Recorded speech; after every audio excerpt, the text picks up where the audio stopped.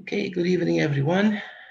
Good evening. As you know, the book is Heaven and Hell, and we are looking at Charles de Saint-Gy, uh, who is uh, I think it's above. If you, Jean is showing where we started the lesson, but we are looking at an individual who is an idiot, who is mentally impaired, severely mentally impaired. Um, in his reincarnation, the reincarnation that we see is he's a boy actually, and we saw last week that um, his spirit was evoked. He was evoked, not his spirit. He was evoked because we are spirits. He was evoked at a séance, at a mediumistic meeting, a serious one. And this was a very interesting point to begin with because the evocation was that of a spirit who was at the time reincarnated. So we don't have details, but we know that for such a thing to occur, it is possible, but the spirit must be in a state of deep trance or has to be asleep for that spirit to go and give a communication of one form or another. It's not the means that matter, is the fact that for that spirit to be able to relinquish temporarily control of that physical body to attend to something else, that body must be in a state of, as I said, trance, deep trance, or at least in a no, or asleep. So as he gave the communication to those there, he mentioned that his condition was actually a punishment. And I would like to remind everyone that these are his words. And this is very important. That in a previous life, he had been a licentious, lascivious individual. He had squandered his abilities, not money, his abilities, his intelligence, his opportunities in life. And now he was undergoing not not a punishment actually, but according to him is a punishment, but actually the consequences of his actions in a past life. And it was a punishment from God. He was, but he did not sound so bitter as we would expect. And today we are going to see a few words about his condition.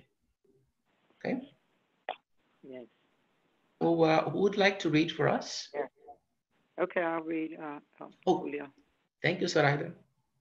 Okay, so we're at 5:30, right? Spirit's teaching on the mentally impaired.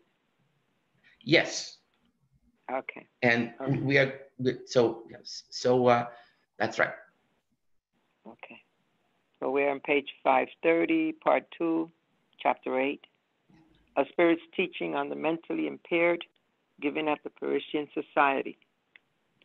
Mentally impaired persons are being punished for having used their powerful mental faculties badly.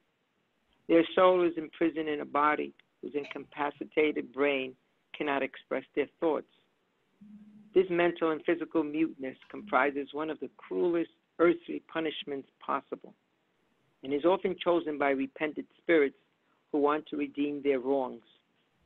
Such a trial is not unfruitful, however, because the spirit does not remain idle while in its prison of flesh. Its dazed eyes see and its weak brain thinks, but it can express nothing either in words or in gaze. Except for the fact that they can move, these beings are in a mental state similar to that of lethargic or cataleptic persons who see and hear what happens around them without being able to express it. When you have a terrifying nightmare during which you want to escape from danger, to scream and cry out for help, but your tongue remains stuck to your palate and your feet to the ground, you're experiencing for a moment what the mentally impaired experience all the time: paralysis of the body, joined to the life of the Spirit. Thank Nearly you. all infirmities. Okay. Okay, sorry. Yes, I actually, it would be nice if we could read a little bit more, but there are so many small points in this first paragraph, so that's why I want to stop. So here we already see a change in how we approach the problem. Remember that when Charles de Saint-Gy answered, he actually said that it was a punishment. He sees it as a punishment. He probably has, or had at the time, very little understanding of life after death, of cause and consequence. So he is going to see it in some ways as a form of punishment. It's not unnatural, actually. It's expected. But here it's very important that we see at the beginning of this paragraph, even though it starts with mentally impaired persons are being punished, for lack of a better word, you have to remember how when this was written. But right away, we see that they say that, and it's often chosen by repentant spirit. This condition is often chosen. Because what happens is that if you have such an individual who in a previous life was so abusive, not necessarily of others, but abusive of his or her own abilities, it is very hard to actually, and this individual either does not have any knowledge of consequences or does not want to address that. It is very hard for that individual to continue to be able to express itself, the spirit, without going back to previous habits. So these situations end up being life or reincarnation processes in such a physical condition. When in the paragraph, right above the middle of the paragraph, slightly below the middle, when it says that the spirit feels as mental states similar to lethargy or catalepsy, be very careful. We're not saying that it's like the medical conditions of lethargy or catalepsy. What we're saying is that the spirit feels incapable, powerless, impotent to manifest itself in everything that it could do. That is what it means.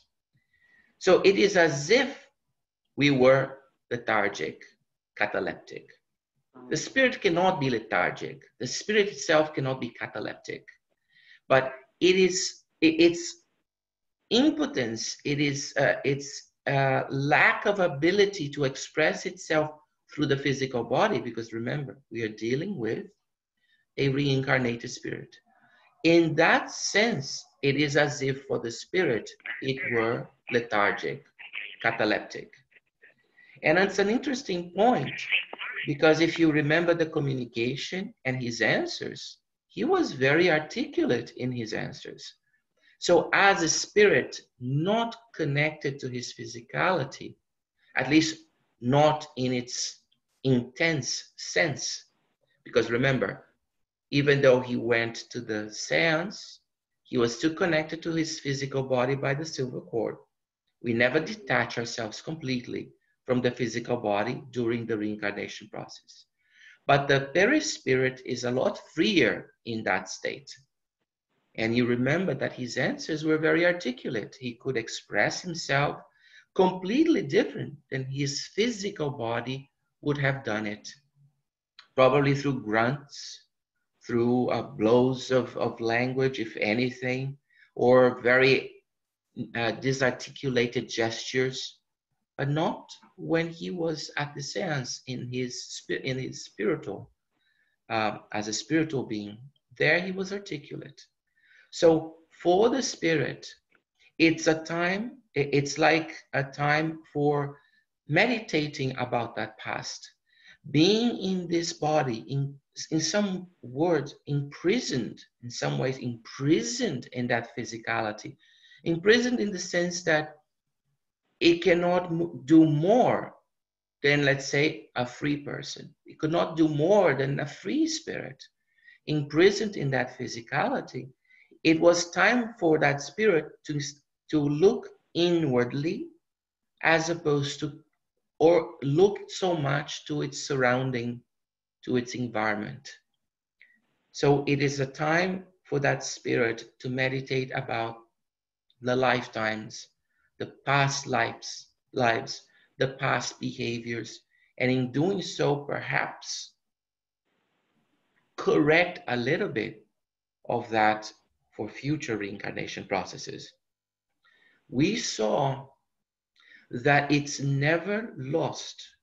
Physically speaking, we may be looking at an individual who cannot be very productive. When we get to this point where the individual is severely mentally impaired, it can be very difficult for that individual to be absorbed by society, into society, and be productive. There are other cases where the severity is not as intense, and then the individuals can find a place, can be useful. But there are other cases where the individual is completely dependent on external care. And even in this extreme case, there is for the physical world perhaps a loss of an opportunity, but not for the spiritual realm. The spirit is always learning.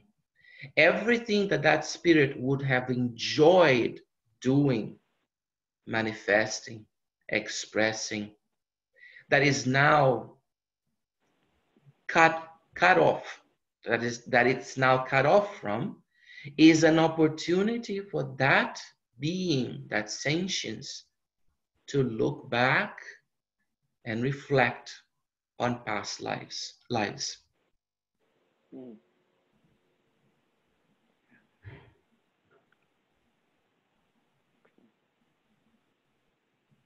Any questions?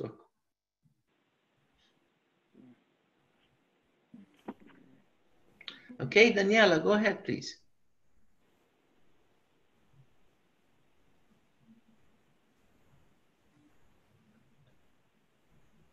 Hello? Yes, can you hear me? Yes. So the moment of reflection that you're talking about happens during the evocation, during the seance. No, the moment of reflection happens every time that that spirit feels the contradiction of wanting to manifest itself, not being capable of doing it. Yeah, that's exactly my question. So that happens Throughout the lifetime. So the spirit's constantly feeling that, like being aware and presented to this challenge, like not being able to express, and the body doesn't. So it's not only when they are sleeping or being asked while in a trance, or like in this case, is constantly. When that sleep is, when that spirit is asleep, okay, it may be evoked at a mediumistic meeting, or it may not be evoked, but it may return to the spiritual realm and interact with loved ones that are still there, with mentors, and so on. Under these conditions, the spirit is like the spirit of a person who does not suffer from mental retardation, mental impairment. During those moments when the spirit goes back to the spiritual realm for one reason or another, under one condition or another, that spirit in itself does not have the mental impairment, which is physical. Okay. with one exception, but I will not say it now. I'll go back to it. So there, during those moments, the spirit is as articulate as anybody else, as any other spirit. But during his wake moments, when the body, the physical body is awake, that spirit cannot manifest itself, cannot express itself, because the physical body is, to speak mildly, is a defective tool. It's not really defective because it's actually operating the way it should be, as a containment. But in the sense of it imposes limitations on the expression, on the manifestation. So during all the wake moments, that spirit is aware that there are limitations to its expressions, to its manifestations. Just one small parenthesis here, of course, that after a certain amount of time has passed, when the spirit has becoming more and more integrated with that physical body. I believe it is a 13-year-old boy. So at 13 years of age, he is already, or let's say it, the spirit, is already quite aware of the physicality, perhaps not necessarily of the adolescent years, right, of sexuality, for instance, but is already very integrated with that physical body. If we were to speak of a 5-year-old or a 2-year-old or a 1-year-old, that is less, that is not as much, because the spirit will integrate to the physical body in the same way as an individual whose physical body does not have a physical impairment, a mental impairment in this case. The integration process is the same. It's how that spirit is going to use the body that differs at the end. Okay? And the only thing I wanted to make that I said, oh, there is a one exception here. And there are spirits that could be under these conditions, closer to the ovoid states, when they are so consumed with one single idea that even when they return to the spiritual realm, when they temporarily, loosely detach themselves from their physicality, that idea so consumes them that even there they cannot be coherent, they cannot be articulate. But that's an exception. That is a very extreme case. So for instance, obsessors, or not necessarily obsessors against another individual, another spirit, but just someone who's being consumed with a single idea, the mono idea, as it's sometimes referred to as well. I have a question. Go ahead, Wood. Hood, so just a second. Daniela, was that okay?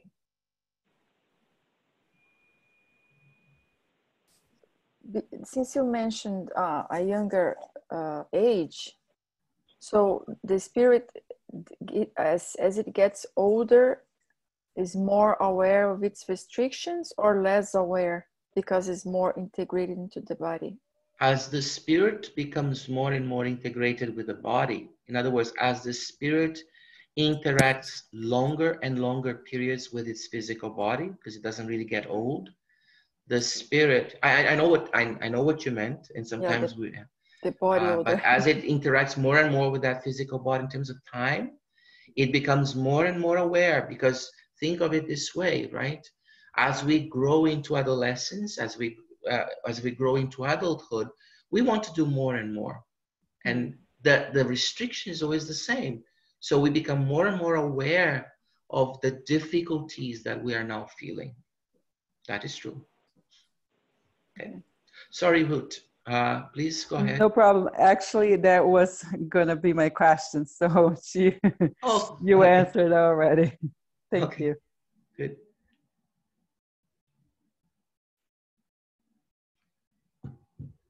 Okay, so Sarada, could you continue, please? Yes. Nearly all infirmities. Right. Nearly all infirmities does have their reason for being. For nothing occurs without a cause. And what you might call an injustice of fate is only an application of the highest justice. Insanity is also a punishment for having abused superior faculties. The insane individual has two personalities, the one that is delirious and the one that is aware of its acts without being able to control them. Regarding the mentally impaired, the contemplative and isolated life of their soul, apart from the distractions of the body, can be as much affected by events as the most complicated existences. Some revolt against their voluntary punishment. They regret having chosen it and experience a furious desire to return to the other life, a desire that makes them forget resignation in the present life and their remorse for their past life, which they are able to remember because mentally impaired and the insane know more than you might think. Behind their physical powerlessness, a mental power lies hidden, of which you have no idea. The acts of fury or stupidity to which their body is compelled are judged by their inner being, who suffers and is vexed by them. Thus, to mock, injure, or otherwise mistreat such individuals, as often happens, is to increase their suffering, for it makes them feel more cruelly their deficiency and abjection. If they could, they would accuse those who act this way as being cowards, knowing that the victim cannot defend him or herself. Insanity is not one of the divine laws, and science may make it disappear, since it is the physical result of ignorance, poverty, and filth. The modern hygienic resources that science, having become more practical, has made available to everyone, tend to destroy it. Since progress is an express condition of humankind, the kinds of trials that are imposed will change along with the march of time. They will become completely mental, and when the earth, still young, will have fulfilled all the phases of its current existence, and it will become a dwelling of happiness like other more advanced planets. Thank you. Father. Oh, okay. Okay. So here we see an example of cause and consequence, not punishment. We also saw in this paragraph, in one particular position, João, can you just scroll a little bit further down? We'll see that, no, not to the other page, just a little bit further down, I believe. We have,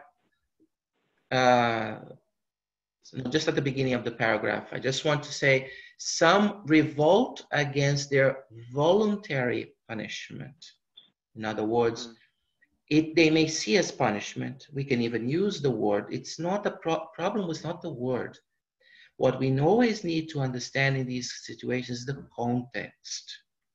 Because our vocabulary is absolutely imperfect. If I can say absolutely imperfect, just to emphasize it. Since we are not perfect, we cannot have words that are perfect. Far from it. So the idea is context. We need to understand the context. It is a punishment. Well, in a way it is. I mean, you want to do something and you're not allowed to do it. And that is not just today or tomorrow. It's always. It's for an entire lifetime in this particular situation. So it's not an unfair cry to say it's a punishment, but it's how we see this form of punishment. We need to understand that this did not come from outside in. It's not the application of a highest justice in the sense of, okay, someone decided I'm going to be in this position. And the spirit here, okay, it explains that to us. It's a voluntary reincarnation. That spirit requires such a constraint, requires these limitations to be able to look inwardly. If that spirit had what we would say loosely a normal life, that spirit would most likely, especially based on his background from past reincarnation, will most likely become distracted by the physical realm, by circumstances of the physical realm, and not address what is very, very imminent for that spirit. Issues that are imminent, that need to be addressed now, that cannot be postponed. This is different than in situations like this. We're not talking about, oh, okay, I am I'm proud and I'm envious, and I'm also a little bit, I'm also dishonest. So what am I going to do in this reincarnation? Perhaps I will attack dishonesty, or perhaps I will attack envy. I will try to see if I can become a less envious individual, or at least not be envious every single opportunity that I have to behave like that. This is a situation where it's such a collection of destructive traits in the personality, in the essence of that spirit, that it needs to have a particular break. That break must be in proportion to the derailment, to how far that spirit is moving away from a constructive path, from a progressive path. So the infirmity will be in accordance with what that spirit lacks. Remember what João just said a few minutes ago about the cups? We also discussed about that last week. So it's something that is missing from the essence. It's missing there. And whatever is missing must be acquired and implemented in the essence, in the spirit, so that future reincarnation processes, when that spirit will mold or relay the information to the perispirit, and the perispirit will mold a physical body, that physical body will not display the bad traits. I'm going to say bad here very loosely, okay? Or the non-constructive traits that that spirit still has in its makeup, in its essence. So when we speak of application of the highest justice, application of the divine justice in this case, it means cause and consequence. He is not undergoing anything he did not cause for himself. Not an iota more, but not an iota less either. He has to undergo whatever is needed for his spirit, for himself, let's say, not his spirit, for himself to improve. For us in the physical realm, it's a sad opportunity. It is perhaps, we might even see it as a wasted opportunity, a wasted reincarnation, but it's not, because it is exactly what that individual needs at that moment, that spirit needs at that moment, in order to continue on a better track, on a more constructive track. And if we go now to the end of the paragraph, right? So on the other page, what we'll see is that this is because it is an individual that is a spirit with all its cognition. The spirit behind that mentally impaired body is in perfect cognition of, perfect knowledge, awareness of its abilities, like all of us, like anyone who's not mentally impaired. It just cannot express itself physically, manifest itself physically, or to some degree. So that individual is learning. And because it is learning, it is also capable of sensing the surroundings, sensing love, sensing mockery, sensing hatred. They are gathering this information. All these pieces of information are being pulled in, even through that mentally impaired physical body, and being relayed to that perispirit and to the essence. So we should not, this is where it says here, we should not mock. It was very common. And some individuals today, they still behave like that towards individuals, towards people who are mentally impaired. There's mockery. There is abuse, physical abuse, moral abuse, social abuse.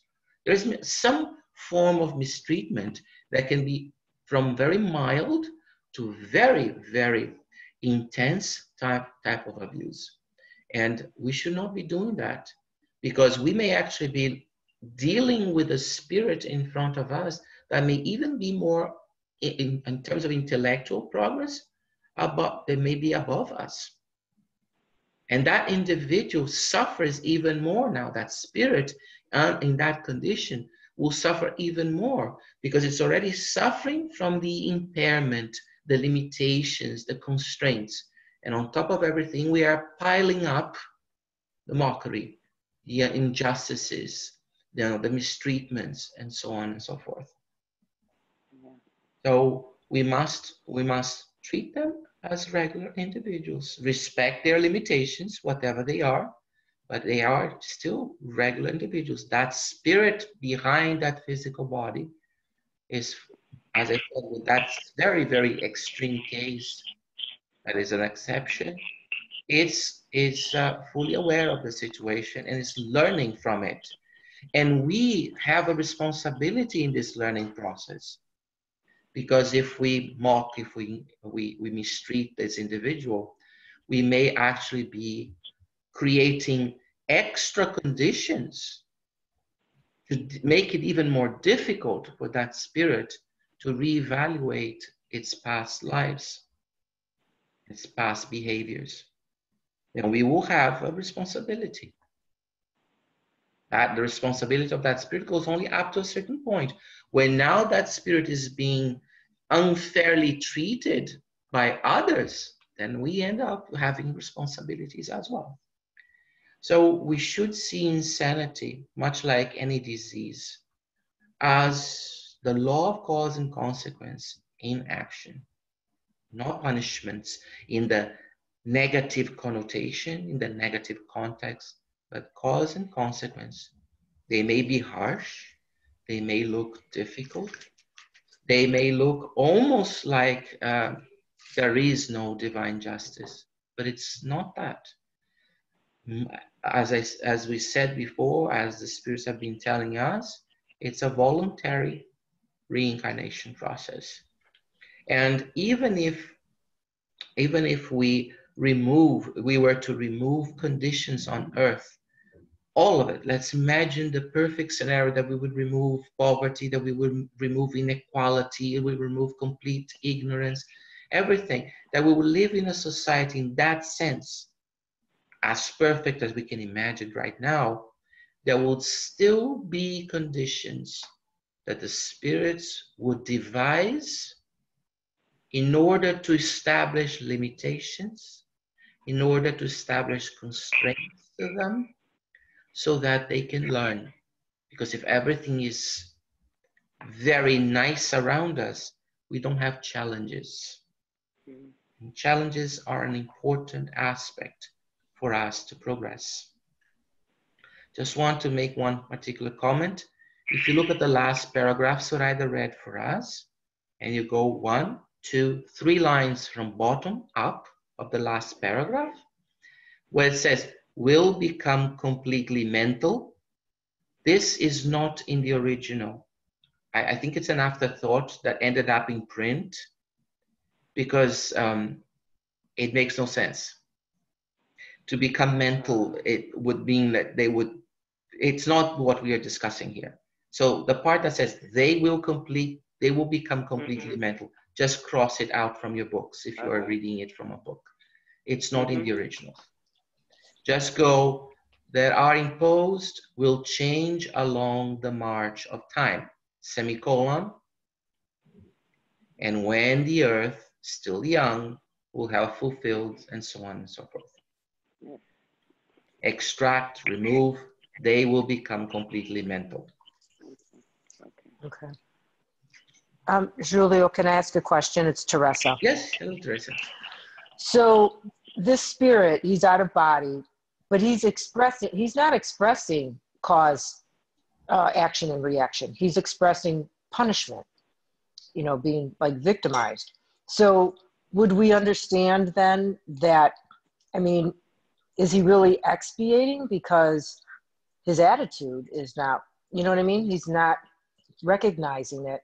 Or is it purely he's expiating because he completes the life, this limited life, this restricted life? Is that the expiation, just that he does it, kind of disregarding his attitude? Okay. So cause and consequence is out of our purview. We have no control over it. It's a divine law. Action, reaction, with better cause and consequence. We are immersed in the creation. It's one of our central beliefs that everything that we do will set in motion consequences that will be, so our future is defined today, basically. In that sense, we can say there is a plan. Everything I do today, I'm planning in my future. I'm actually creating the consequences that will become my future. Punishment is a perception. And we can always say, especially those individuals who work in a hospital setting, sometimes you see two patients about the same age, with roughly the same, under the same conditions, and one is a miserable patient, miserable to himself or herself, miserable to those around, the family members, the loved ones, the visitors, the staff, and the other one actually has a lot more resilience, shows a lot more forbearance, shows a lot more understanding. Doesn't mean that they are not suffering. They may actually be suffering exactly the same amount in terms of physical pain, but the way that they perceive and the way that they go about the suffering or the difficulty is slightly different or completely different. So there are gradations there. So he has the perception of a punishment. Yes, there is some bitterness in his dialogue. It's not very long, so we cannot really evaluate every point. But it's important that we see it from this point of view, that even if the spirit is completely rebellious, even if the spirit is adamant about being a punishment in the most negative sense of the word, let us see it this way. Being incapable of manifesting, of expressing itself in full control already precludes that spirit, prevents that spirit from making extra mistakes. And that in itself is not only a blessing, but an evolution, a progress. Because at least let's say the worst case scenario, you're stagnant, you're stalled, but you did not add it to the repertoire of your mistakes, of your injuring someone, offending others, and things like that. So it is always positive in a way. And I find it difficult that even a very recalcitrant, stubborn, hateful spirit would go through an entire lifetime under these conditions. Because remember, we are looking at a very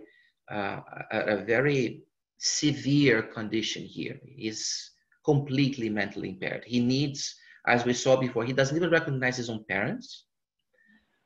He needs them for everything, physically speaking. The physical body needs the parents for everything. So I find it very hard that even a recalcitrant spirit would not learn an iota from this experience after years under such confinement. I think eventually this form of confinement breaks them. They will change. They may not change as much as another individual, but for them, whatever little that they do may be much more in comparison to what they used to be, to someone, for instance, who does not go through this and makes what we would say more progress, physically speaking. but it's his perception of the situation.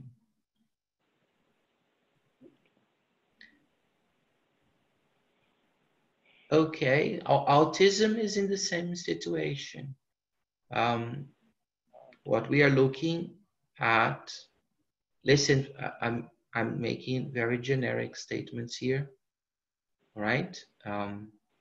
Autism, children with autism, individuals with autism should be, let us start from what I just learned about this mentally impairment here, that they should be treated with respect as a regular human being, with one limitation here and there, but still as a regular human being, as a spirit, like every one of us in progress. They deserve us to be humane, not to have, it's very careful, not to have pity, which is different. It's not pity that we are talking about. When they do something wrong, like everybody else, they should be told that that was wrong and educated on how to proceed properly, according to their limitations, according to what they can grasp, because there are many levels. Okay, so we have to be very careful that we're not talking about pity here. It's very common, especially people in wheelchairs. We get all solicitous, but how much of that solicitude is actually pity, and how much of that solicitude is simply a desire to assist for a physical issue? We have to be careful in these situations not to go towards pity, because mentally impaired, the autistic individuals, no matter how severe it is, that spirit behind that physical body, in control of that physical body, partial control of it, is sensing our emotions. And no one wants to be pitied.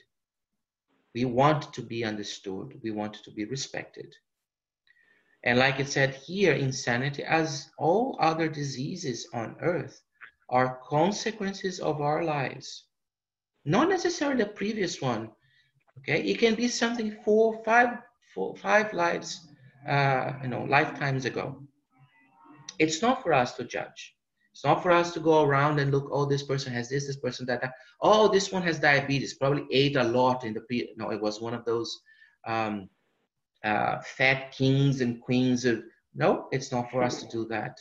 Oh, this one now has lung cancer, probably smoke like a chimney. Not for that. No. We don't actually know.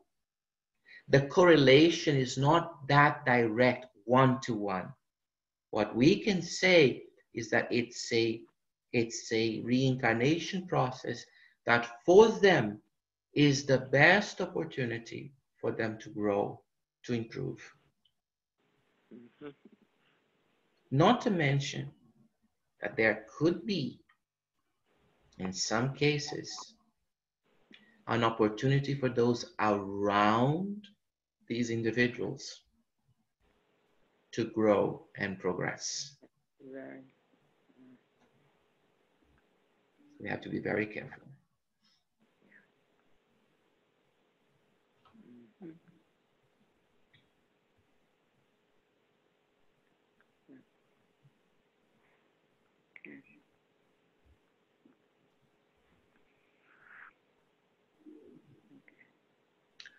Okay? Okay. Shall we go on? Let's start. Yes. Okay. There was a time when one would have had questions regarding the soul of the mentally impaired, wondering if they truly belonged to human species at all. Isn't the way that Spiritism contemplates the facts highly moralizing and greatly instructive? Doesn't such a matter deserve our serious reflection, considering that such disgraced bodies contain souls who may have shined on earth at one time, souls who are as lucid and thinking as our own, but enclosed in a dense envelope that stifles their expressions? That the same thing could happen to us someday if we were to abuse the faculties that Providence has granted us? How could mental impairment be explained otherwise?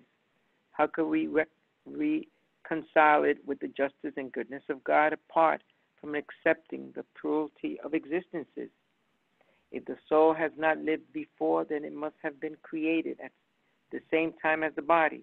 But in that case, how may we explain how a just and good God could have created souls as wanting as those of the mentally impaired?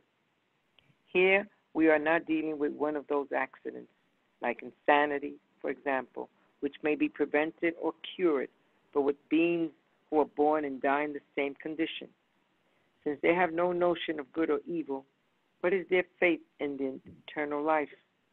Might they be as happy as intelligent and hardworking individuals? But why such favoritism if they have done nothing good? Will they be in so-called limbo, that is, in a mixed state that is neither happy nor unhappy?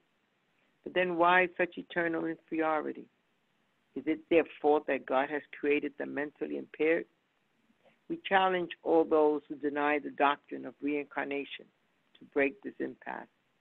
In contrast, by accepting reincarnation, what appears to be an injustice becomes admirable just, and what seems to be inexplicable is explained in a most rational manner. Moreover, we know that those who reject this doctrine have never opposed it with arguments other than their personal repugnance at the idea of having to come back to earth. To that we will respond, God does not ask your permission to send you back to earth. In the same way that the judge does not consult the defendant's preferences before sending him or her to jail, everyone enjoys the possibility of not having to come back to earth by improving themselves enough to merit going to a higher spheres. However, selfishness and pride are not admired on those happy worlds. Hence the need for all to rid themselves of these two moral diseases through their own efforts if they want to ascend. We know that in certain countries, the mentally impaired are so far from being regarded as objects or scorned, but instead are surrounded by benevolent care. Mightn't this sentiment indicate an intuition about the true state of these unfortunate individuals as being more worthy of consideration, since their spirit, understanding its condition, must suffer as seeing itself as the outcast of society? Families in these societies even view it as a favor and a blessing to have one of these beings as a member. Is this a result of superstition? Possibly, because among the ignorant, superstition is often confused with the most sacred ideas of which they are unaware. Whatever the case may be for such family members, it is an opportunity to practice charity, which is all the more meritorious because they are often poor, and it is thus for them a responsibility from which they derive no material compensation. There is greater merit in surrounding an unfortunate child with affectionate care than one whose qualities offer some sort of compensation. Selfless charity is one of the virtues most pleasant to God and always attracts divine blessings to those who practice it. To these, this inborn sentiment is equivalent to this prayer. Thank you, my God, for having given us as a trial a fragile being to uphold and an afflicted being to console. Thank you. Wow. Okay. So sorry, I know it was a little longer than usual, but No, okay. it's because here Allan Kardec harkens back to the Gospel and to the Spirit's book. So these, if you look very carefully, you will probably recollect are quite a lot of this text is actually taken from the Spirit's book. When Kardec tries to establish, and from the Gospel as well, when Kardec tries to establish this idea, okay, let us imagine at first that there is no such a concept as reincarnation. And then in the original text, Kardec goes around by saying, how would we justify children that are born and die at a very early age? Or those who are very good and die before those who are intrinsically difficult individuals in society, or for those who are born with diseases and those who are not, sometimes even in the same family. and those who are born in abundance and those who are born in poverty. This is from that particular point in the gospel when it discusses all of this. And here we're addressing it more directly with respect to the idea of mental impairment.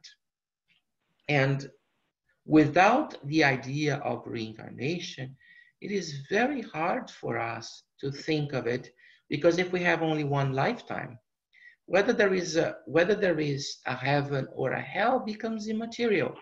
If we have only one lifetime and we are born mentally impaired, or with any other disease that produces a severe impairment, what merits do we have to deserve heaven?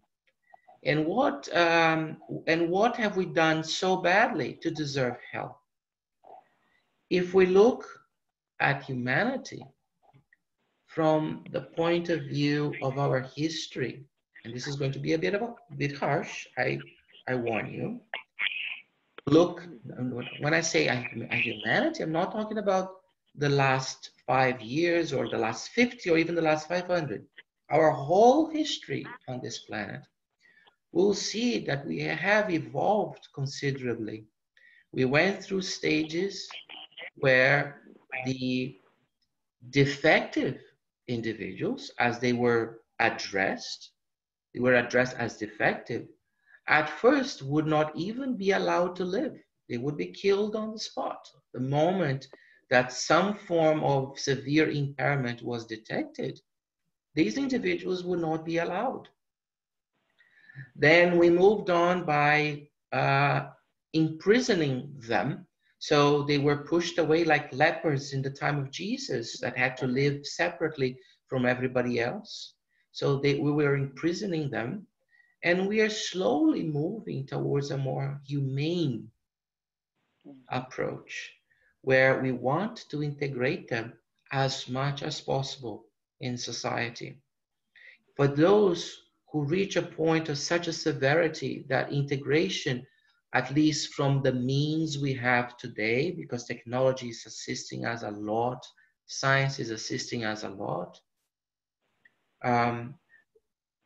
for those who are severely limited, so much so that technology and science cannot assist us in this integration, we at least try to make them as comfortable as possible and to feel as loved as possible.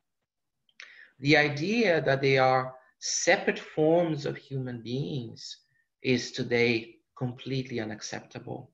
They are as humans as the rest of us. Their genetic makeup is exactly like that of us. And we do not call someone who has a defective gene that leads them to a higher tendency, for instance, to colon cancer or breast cancer, an individual who's not human. So why would we call someone who has a defective gene that produces mental impairment, like, or a defective chromosome, which is also genetic in its origin, that produces mental impairment, such as trisomy of chromosome 21, which produces mentally impaired children? We are far from being perfect. I'm not saying that we have evolved to a point where we make everyone comfortable or that we integrate everyone. The integration in particular is very hard because it requires resources, and not all societies are equally resourceful. It also requires creativity, because we may need to create new things, new forms of labor, so that they can earn their living and feel the importance of being capable of maintaining themselves. So all of these things, the creativity and the resources, are important. So we are far from being capable of stating that we accommodate and we treat them normally. But if we cannot accommodate as much in our society, at least we should treat them as human beings. And we see that they cannot be treated as a separate form of humans. There's no such a thing. And without the concept of reincarnation, we will see them exactly as the spirit expressed himself about his own condition, as a punishment. Because we would say, well, what has this spirit done? The spirit has already been born this way.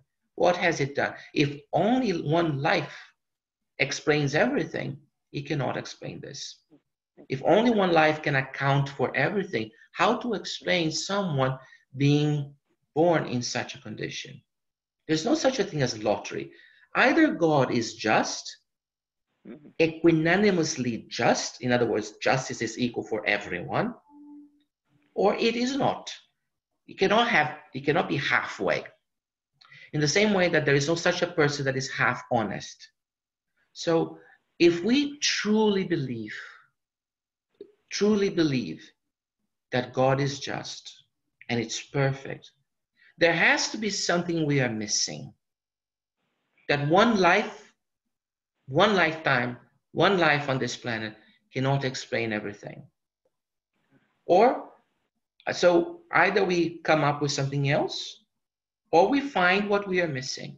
The idea of reincarnation is not only a concept, it's a natural progress in the rationality of our thinking.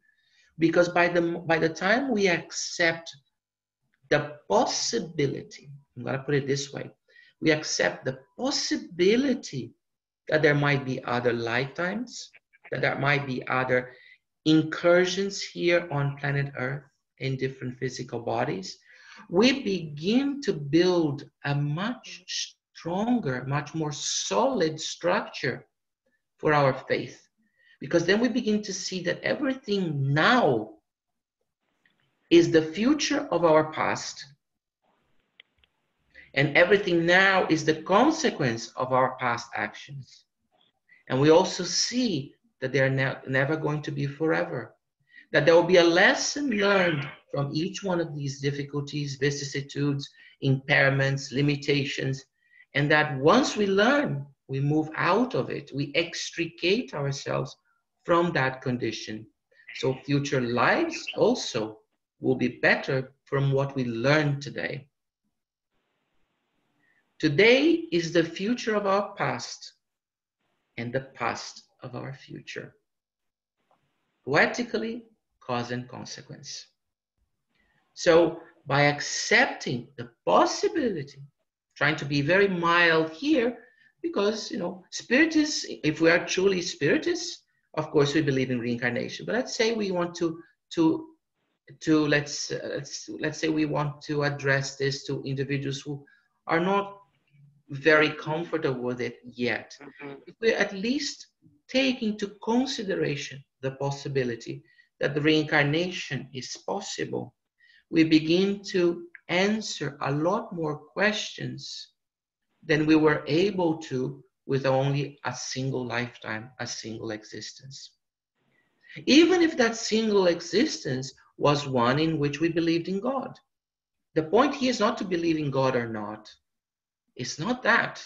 We may believe in a single existence and in God, and we'll still not be able to address it, because if it is a single existence, we would say, so God, why have you made me impaired to such an extent, or with such a medical condition or such a disease that does not allow me to gain the merit to deserve heaven, or to do the bad things that will push me into hell?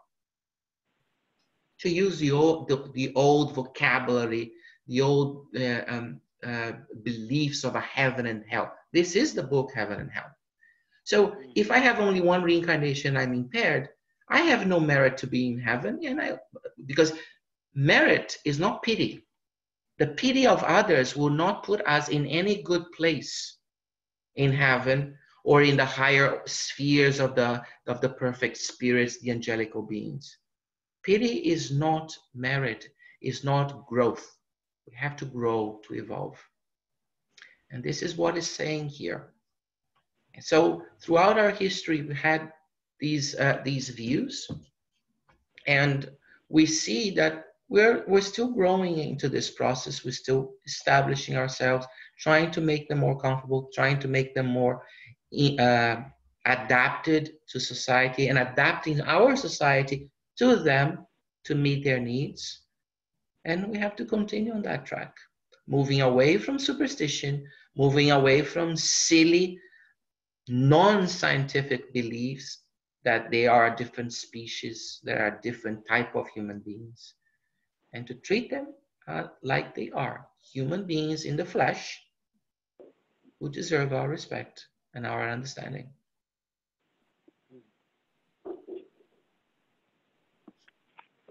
Very good. Mm. So, see here. Okay. Any questions? We have time, I think, for one question.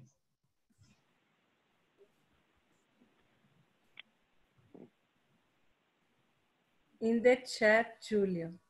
I'm sorry? Right in the chat. The chat doesn't have any questions, have only statements, Luisa. Oh, yeah, you're right. So that's why I was reading it. So when you see that I'm looking at a little askew, either I'm checking the time or I'm looking at the chat. They have just statements, that we sure hope that this is the situation, this is cause and consequence, things like that. But thank you for pointing it out. So okay, it is Daniela. Oh, sorry. Yeah. Go ahead. I'm not a specialist in this subject, but because of my profession in education, I work with these groups. What I can see is that the teachers or the parents, the family of mentally impaired people, they need to work really hard. It's a very hard work. It's like you said way before, it's not only for themselves, for the spirit self, but for everybody around. And I feel that in my own skin when I'm working with this group, which actually I really actually enjoy very much. It requires different skills and different directions. And as you said, they sense what you're feeling. You don't have to say much. They get it really quickly and they respond to that. But I can see that parents and the family members, it's a very hard work. Yeah, it's what I said, the resources and the creativity. Yeah, I think everybody's probably like shooting up to a better place because it's complicated, and it's like me, I go in a classroom and then I leave. But family, parents, brothers, sisters, everybody's is there for a lifetime. Yeah. So, yeah. I believe it's for everybody to learn with that person that also, so you gotta live with that person. Maybe you have to learn to accept or learning something. I think everybody's around that person that is mentally impaired or physically impaired needs some kind of learning. And maybe that's why they are around that person.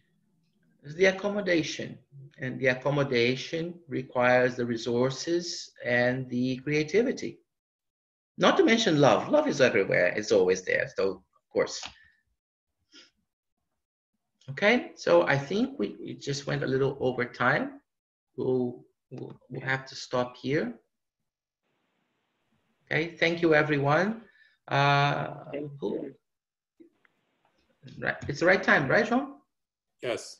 Okay. So is Carol saying the prayer for us? Okay. Thank you, Carol. I will unmute you. Sure. Okay. Thank you. Infinite Creator and Supreme Intelligence, we give thanks for the opportunity once again to be together this evening for our studies of heaven and hell. We are grateful for what we are learning so that we may put into practice these lessons each and every day. We know that we are eternal spirits And we know that we are also associated with the physical body. Therefore, we should not judge and we should not mock others for their situation in life, whether it be a physical challenge or a mental impairment. We know that we can bring a greater awareness to those who are in that affliction. We know that we can bring love, more kindness, more understanding, keeping our vibration very, very high so that they feel that love radiating toward them. We are grateful to know that we believe in reincarnation. We know that there is continuity of life, life after life. We are eternal spirits, each of us moving along on the journey in our own way, in our own time frame. We are grateful to have this opportunity to receive all the blessings, to receive the teachings, to receive the wisdom. And as we close this meeting tonight, we are grateful for the Spiritist Center, for all the directors, the teachers, the healers, and those who are attending each meeting. As we close now, we humbly ask for safety and protection and guidance for all of us, for our family members, our friends, and our loved ones. We close now and we ask that we may receive the love and light of Christ within, sharing it with others as we are able through our discernment. We close and remind ourselves to be beacons of light, and we radiate this light and love to others who we encounter. We close now in peace. So be it.